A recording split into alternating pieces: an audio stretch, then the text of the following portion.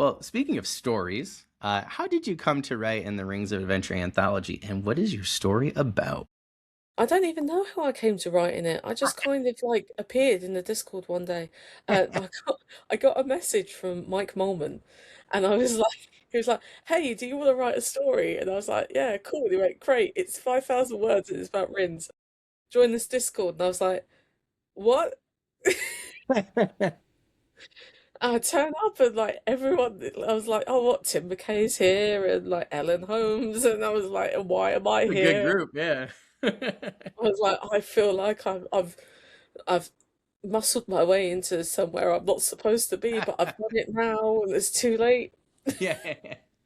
I've got That's written awesome. a story called Skylark, and it's about a private investigator called Sarson, and he has just moved to Aberdeen. He has quite a troubled backstory, and he gets obsessed with this graffiti of two rings that look like an infinity symbol, and decides, alongside his homeless best friend Rab, that he is going to investigate that.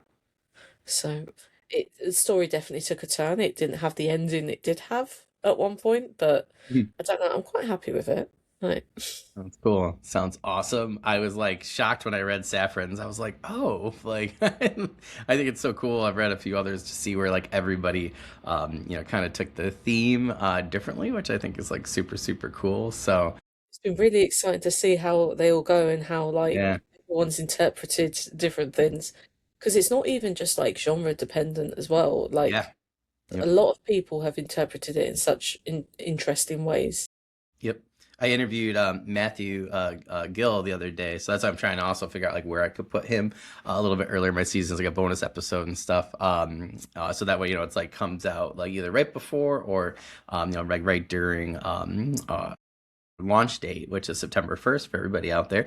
You can check out the link down in the description. But he took it as like, for sci-fi, he took it like military sci-fi totally different. And I was like, oh, it's so cool.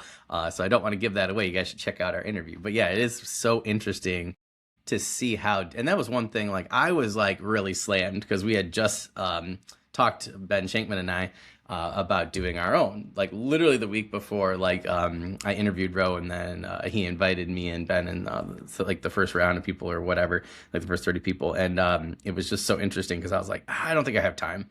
And then and then Ben messages me like the next day or later that night and goes, "Yeah, I'm doing this." I'm like, what? So the peer pressure caught in, and then I saw like four other people that I knew that I was like, oh dang. And then I actually looked at the email list. So I emailed Ro right back. I said, actually, I think I can do a story for you. Like I think I can fit it in. And it was difficult with the end of the school year and stuff and both stories, but I'm really glad because yeah, when you guys see the list of authors on our pre-launch page, you're gonna be like, holy crap. And yeah, the story each I think I've read three stories so far, and each one has been absolutely amazing. So Ben Shankman helped me with mine, so mine's pretty good. Probably not the best, but Ben did a really good job. So I can't wait for Roa to help me edit it. But it is interesting to see everybody's different perspectives. So I think it's super super cool to see what different people do.